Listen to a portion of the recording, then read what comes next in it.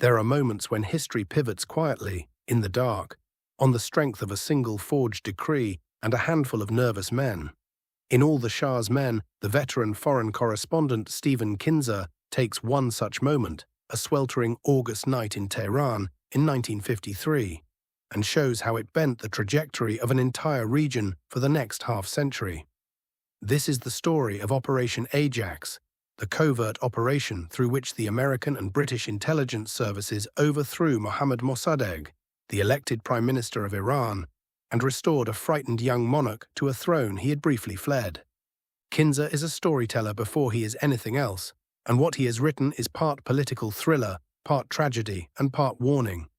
He reconstructs the coup hour by hour, but he also reaches back across centuries into the glory of ancient Persia, the long humiliation of foreign domination, the discovery of oil, and the slow awakening of Iranian national feeling, to explain how a proud civilization came to be treated as a property to be managed by outsiders. What follows is a summary of that account, told in my own words, tracing the argument Kinzer builds from its first page to its last. The thesis at the heart of the book is simple and unsettling. A nation reached for control of its own resources and its own destiny through lawful democratic means, and two great Western powers decided that this could not be permitted. The consequences of that decision, Kinzer argues, did not end in 1953. They are still being paid. Chapter 1. Good evening, Mr. Roosevelt. The book opens in motion. Shortly before midnight on August 15, 1953, a strange little caravan rolls through the sleeping streets of Tehran. An armored car, jeeps, trucks full of soldiers, carrying Colonel Nematollah Nasiri and a decree from the Shah dismissing Prime Minister Mossadegh from office. The men who planned this night, agents of the CIA and British intelligence, had calculated that Mossadegh would try to call out the army, so they arranged for no one to answer when he did. Everything had been thought of, and yet, almost immediately, everything goes wrong. The Chief of Staff Nasiri is supposed to arrest is missing. His home is empty. No general, no servant, not even a doorkeeper. Word of the plot has leaked. Kinzer uses this opening night to introduce the man at the center of the American side of the operation. Kermit Roosevelt, grandson of Theodore, the CIA officer who slipped into Iran under a false name to manage the coup on the ground. The first attempt collapses. Mossadegh's loyalists seize the conspirators, the Shah panics and flees the country, and in Washington the operation looks like a humiliating failure. Roosevelt's superiors urge him to escape while he still can. What this chapter establishes is the sheer contingency of the thing, how close the coup came to never happening at all. History could have turned the other way on that first night. The reader is left suspended in that uncertainty, which is precisely Kinzer's intent. Before he explains how the plotters recovered, he wants us to understand how fragile their scheme truly was, and how much of what we call the inevitable course of events was in fact decided by a few men improvising in the dark.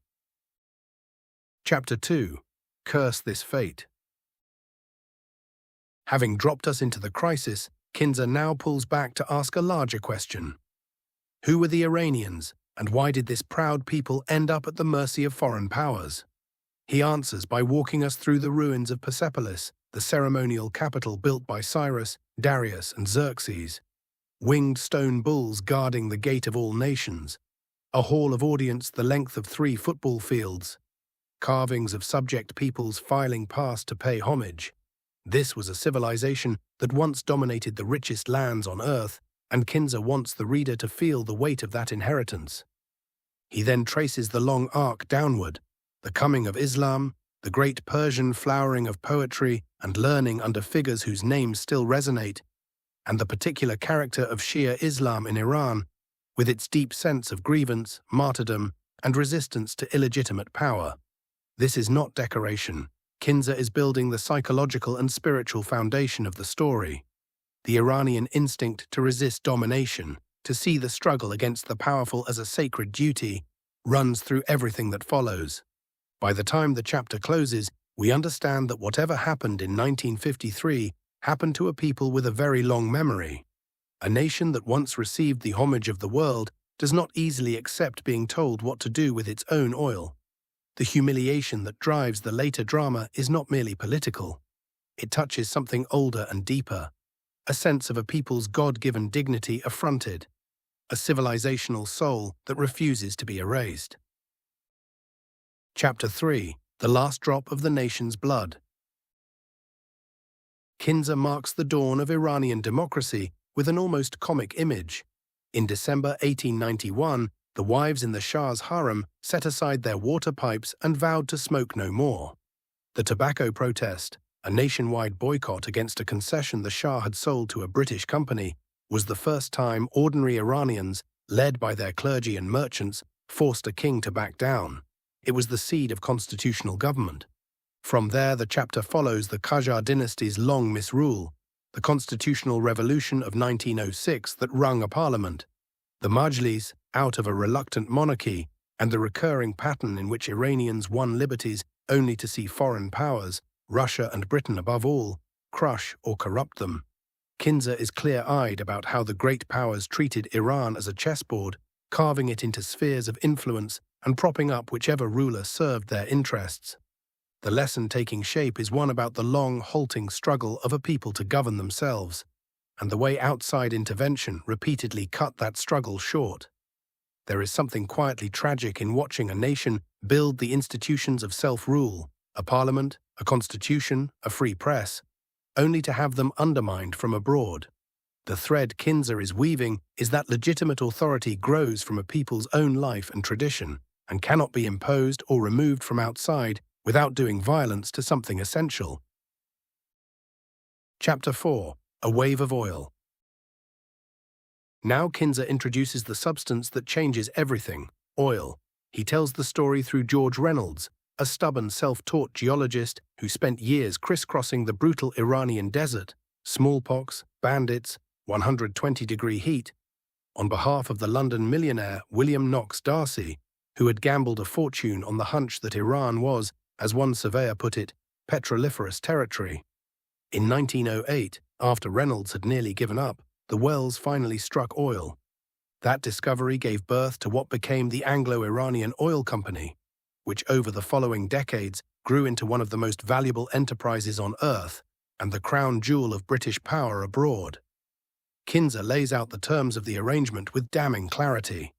The company extracted staggering profits while paying Iran a pittance. In 1 year, it reported tens of millions of pounds in after-tax profit and handed Iran only a small fraction of that. Its workers lived in squalor at Abadan, while company executives enjoyed clubs and lawns. The promises of schools, hospitals, and decent wages went unkept. What Kinzer documents here is theft dressed in the language of contract. A foreign corporation, backed by the full weight of an empire, took the wealth beneath another nation's soil and left its people poor. There is no need to editorialize, the figures do the work. When the produce of a people's own land enriches distant shareholders, while the laborers who draw it from the earth go without, something has gone deeply wrong, and a reckoning, sooner or later, becomes inevitable. Chapter 5. His Master's Orders. Against this backdrop, Kinzer brings forward the young Mohammad Reza Shah, who came to the throne as a vain and insecure man, more interested in sports cars, racehorses, and Hollywood actresses than in governing. The chapter opens with a failed assassination attempt in 1949. 4 shots fired at close range, one tearing through the Shah's cheek. An event the Shah used to expand his own powers and crack down on opponents. But the figure who truly commands this part of the story is Mohammad Mossadegh, and Kinzer paints him in full, an aristocrat by birth who became the champion of the common people, European educated, prone to fainting spells and tears, theatrical, eccentric, often conducting business from his bed in pajamas, and utterly incorruptible. Mossadegh's lifelong cause was the restoration of Iranian sovereignty, and that cause crystallized around a single demand: that Iran should own and control its own oil. The movement for nationalization gathered force in the Majlis, and Mossadegh became its voice. Kinzer is careful to let the reader see why Mossadegh stirred such devotion. Here was a man who could not be bought, who asked nothing for himself, who insisted that his nation's resources belonged to its people. The contrast with the playboy Shah and the grasping oil company could hardly be sharper. In a world where so much politics is the management of self-interest, the appearance of a leader genuinely uninterested in his own gain has a moral force that the powerful underestimate at their peril. Chapter 6. Unseen Enemies Everywhere. This chapter turns on the collision of two different worlds of fear. On the same June day in 1950 that Iranians anxiously awaited news of who would be their next prime minister, Americans were gathered around radios listening to the outbreak of war in Korea. Kinzer uses this split screen to make a crucial point. Iranians were consumed by the question of national independence and oil, while Americans were consumed by the global struggle against communism. These two obsessions were about to crash into each other with catastrophic results. In Iran, the nationalization movement reached its climax. The Majlis passed the law nationalizing the oil industry, and in the spring of 1951, it named Mossadegh prime minister. The act was lawful, democratic, and overwhelmingly popular. The British were apoplectic. The Anglo-Iranian Oil Company was a pillar of their finances and their prestige, and they regarded its seizure as little short of robbery. They imposed a blockade, withdrew their technicians, took Iran to the World Court and the United Nations, and began plotting how to bring Mossadegh down. The tragedy Kinzer is setting up is one of mutual incomprehension feeding catastrophe. The Iranians acted within their rights through their own elected institutions to reclaim what was theirs. The British saw only insolence and loss, and the Americans increasingly saw not a question of justice but a domino in the Cold War. When the powerful insist on reading a small nation's bid for dignity through the lens of their own anxieties, they make themselves incapable of seeing the people in front of them. And that blindness becomes the seed of disaster. Chapter 7. You do not know how evil they are. Kinzer now stages the great failed effort at compromise. The American envoy, Averell Harriman, arrives in Tehran amid riots and gunfire, dozens dead in the streets, to try to broker a settlement between Mossadegh and the British. He finds the Prime Minister reclining in bed in a camel-hair cloak, weak in body but unyielding in will. Harriman shuttles between Tehran and London, trying to find terms both sides can accept. He cannot. The chapter title comes from the warning the British received about how poisonously they were regarded in Iran, but it cuts both ways. Each side has come to see the other as essentially malevolent. The British will not accept genuine Iranian control of the oil. Their pride and their pocketbook will not allow it. Mossadegh, for his part, will not surrender the principle of sovereignty for which his whole movement stands. Kinzer is scrupulous in showing that Mossadegh repeatedly offered to compensate the British and to keep selling them oil. What he would not do was hand back control. What emerges is a portrait of negotiations doomed not by bad faith on the Iranian side, but by the refusal of the powerful to treat a weaker nation as an equal. The reasonable path was available the whole time: fair compensation, continued trade, mutual respect for the fact that the oil was Iranian. That it proved impossible says less about Mossadegh's stubbornness than about an imperial mindset that could not conceive of bargaining with those it was accustomed to commanding. Chapter 8. An immensely shrewd old man. Mossadegh's stature reaches its zenith in this chapter as he travels to New York to plead Iran's case before the United Nations Security Council. Crowds of admirers mob him at every stop, and the American press is fascinated by this frail, theatrical, brilliantly canny old statesman. At the UN, he delivers Iran's argument with great effect, framing the dispute as a small and impoverished nation standing up to a cruel and imperialistic company. Time magazine would soon name him its Man of the Year, but Kinzer shows that the diplomatic victory was hollow. While Mossadegh charmed New York, the British economic strangulation of Iran ground on. The oil could not be sold without buyers, and Britain used its power to frighten away customers and freeze Iranian assets. Mossadegh won the argument and lost the war of attrition. He also met with American officials whose government was beginning to wonder whether Iran might be more useful as a stable client than as a troublesome democracy.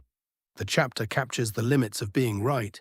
Mossadegh had justice, eloquence, and the sympathy of the world's press on his side, and none of it could feed his people or sell his oil against the determined opposition of an empire. There is a hard lesson here about the gap between moral victory and material power, and a quieter one about the way a nation's true wealth, the labor and resources of its own people, can be held hostage by those who control the channels of trade. Chapter 9. Blockheaded British. The confrontation now sharpens to a personal duel. Mossadegh, freshly confirmed by the Majlis for a full term, demands that the Shah surrender control of the war ministry, and with it the army, the foundation of royal power. The Shah refuses and threatens to leave the country. Mossadegh, master of political theatre long before the Shah was born, says nothing, rises and walks out. The chapter's opening image is striking. Their earlier showdown had ended with Mossadegh collapsing unconscious at the Shah's feet, only to rise again, stronger than before. Mossadegh resigns, the Shah installs a replacement, and the Iranian people answer with a massive uprising in July 1952. The protests force the Shah to bring Mossadegh back, now more powerful than ever, governing with emergency powers granted by a frightened parliament. It is the high water mark of his authority. Yet Kinzer notes the cracks beginning to show.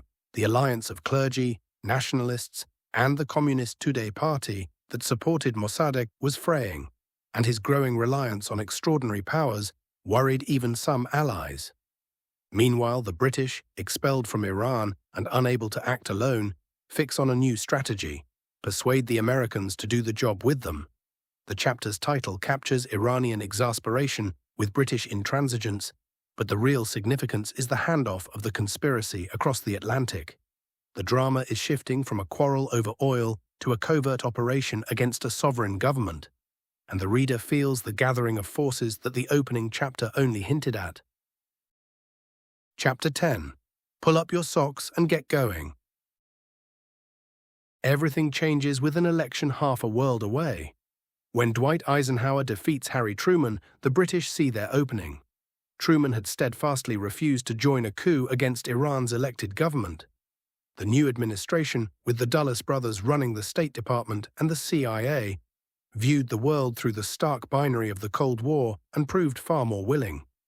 The British cleverly repackaged their imperial grievance as anti-communism, warning that Mossadegh might open the door to a Soviet takeover.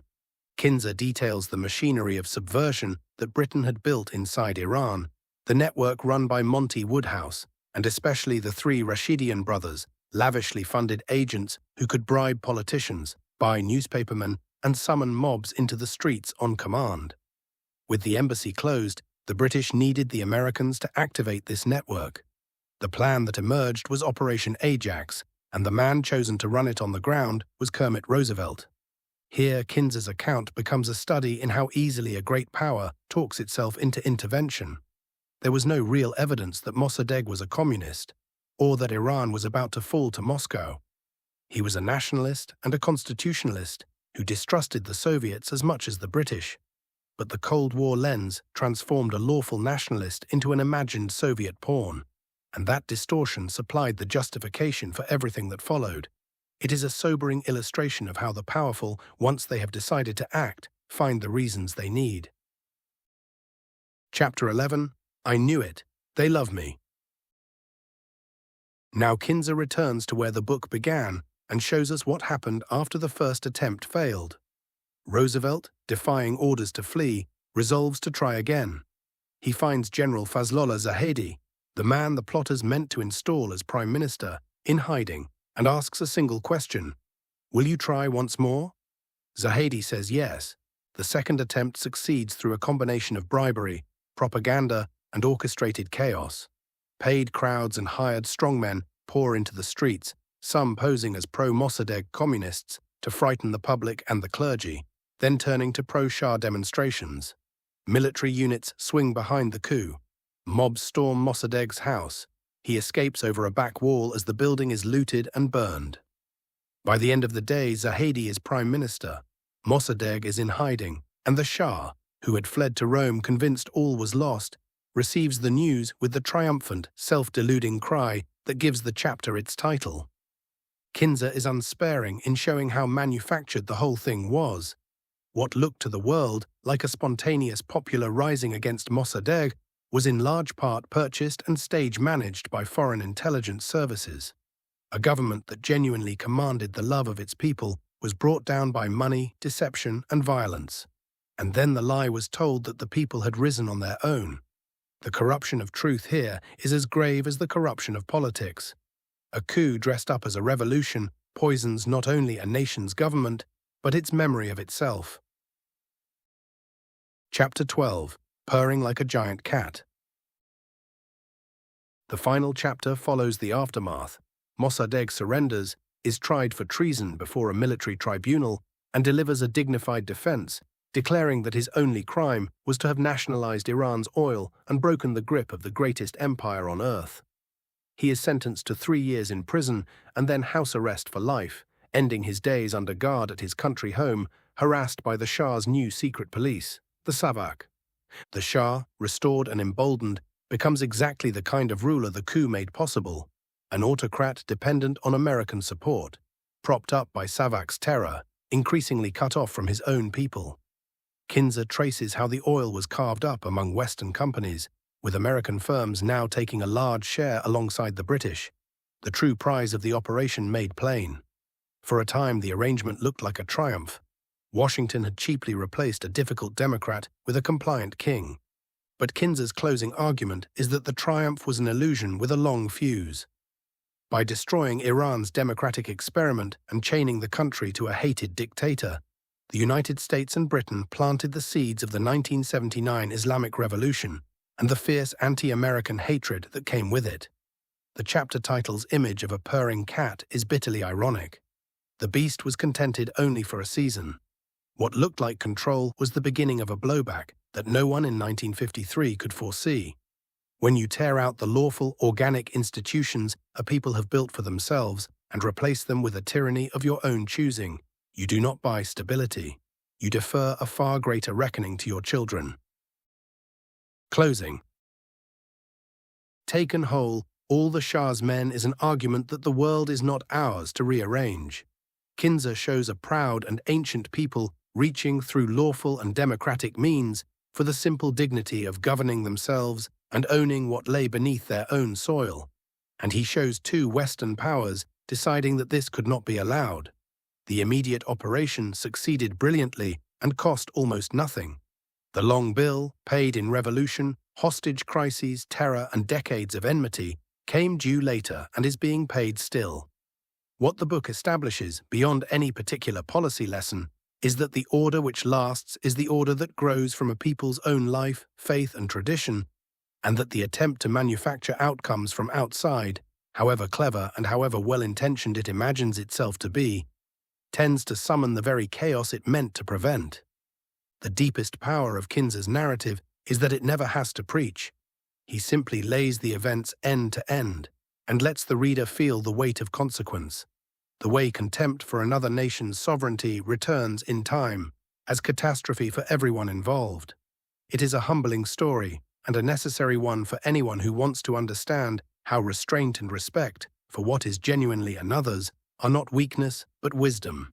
Read the full book. Kinzer's hour-by-hour reconstruction of that August in 1953 and the long history he weaves around it deserve to be experienced in his own hands. It is one of the finest pieces of narrative history you will find on how the modern Middle East came to be.